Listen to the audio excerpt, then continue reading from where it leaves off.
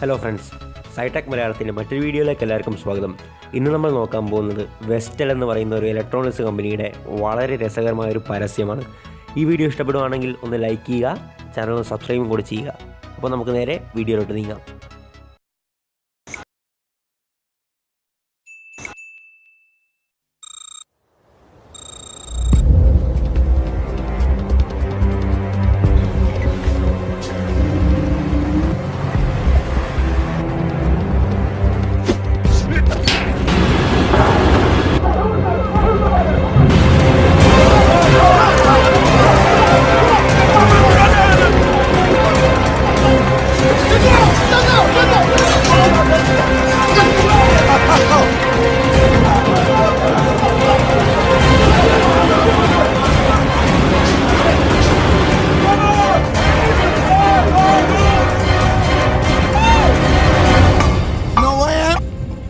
I'm the new captain.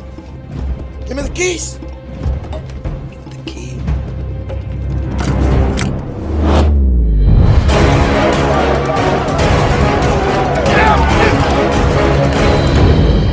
Hey man, where's the stuff?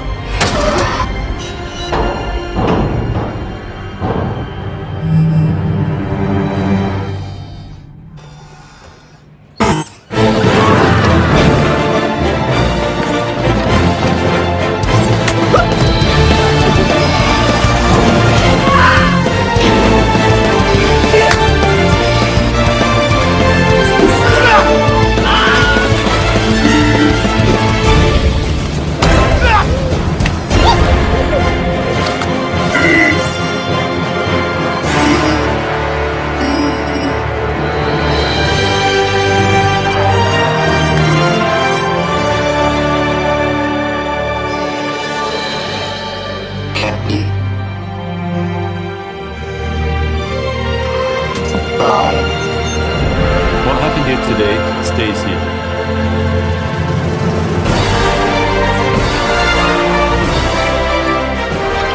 Vestel, dost teknoloji.